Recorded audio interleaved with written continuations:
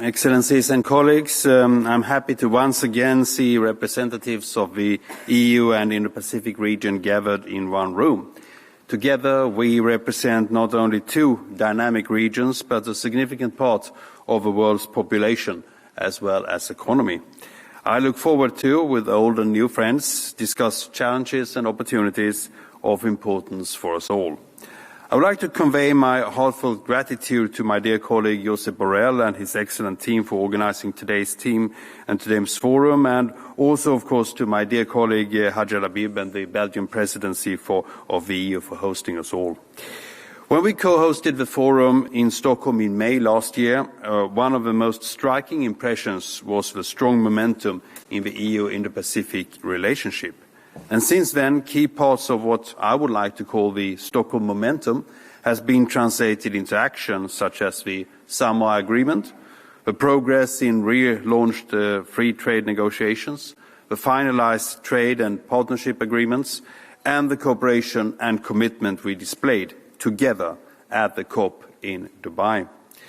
Ladies and gentlemen, the very core of this forum is the notion that the EU and the Indo-Pacific regions are interlinked. We share interests and face common challenges, all of which need common solutions. As such, we must look to the future together. The case for strengthening our partnership is now stronger than ever. Our common agenda must be broad, must be ambitious, and let me underline a few key points. First, the tremendous potential for a deeper and more integrated economic cooperation. 40% of the EU's trade is with the Indo-Pacific. And to foster shared prosperity and capitalize on the opportunities in both our regions, it is essential to encourage economic growth and enhance our resilience. The nexus of trade, global challenges, and security is evident in global value chains. An ambitious free trade agenda is essential. Increasing trade and investments with all partners in the Indo-Pacific region is important to create robust supply chains and inclusive growth. In a free and open market, innovative and competitive businesses contribute both to growth and welfare and to the green and digital transitions. So let us work together towards removing trade barriers and implementing a mutually beneficial trade agenda. Second, the urgency of combating climate change is an undeniable fact. The Indo-Pacific region is one of the most vulnerable to the consequences of climate change.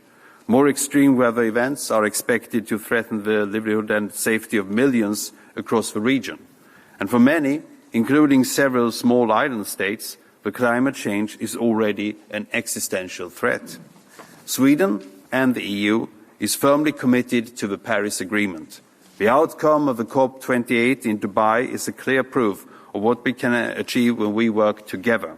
And for the first time, all countries have agreed to transition away from fossil fuels. The agreement to establish a new fund for climate-related loss and damage was also an important milestone.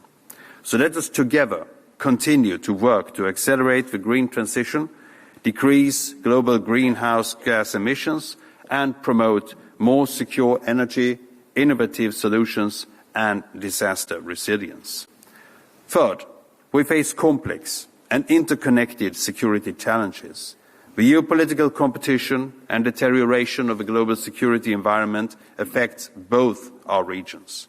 The continuation of Russia's war against Ukraine, as well as the grave situation in the Middle East, affect us all.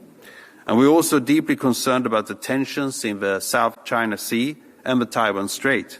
We must work together in upholding the UN Charter and the rules-based international order. We must also ensure maritime security in the Indo-Pacific for peace and stability, as well as for safeguarding trade and critical supply chains. Integral to our shared principles is the recognition that economic coercion is harmful and destabilizing. There is also a number of non-traditional security threats of serious concerns for both our regions, such as transboundary organized crime, space and cyber threats, hybrid warfare, and disinformation. There is a need to build capacity, especially on new technologies such as AI, and strategies to tackle these threats together. Colleagues, finally, I am convinced that today's discussions will continue to deepen the dialogue on how we can ensure prosperity, sustainability, and security for all, recognizing that these issues are interconnected and require inclusive approaches. It is my firm belief that we can tackle our common and parallel challenges jointly and make a real difference as partners. Let me conclude by underlining Sweden's commitment to a vision of cooperation, integration and partnership between the EU and the Indo-Pacific. Let us continue to translate momentum into action together. Thank you very much.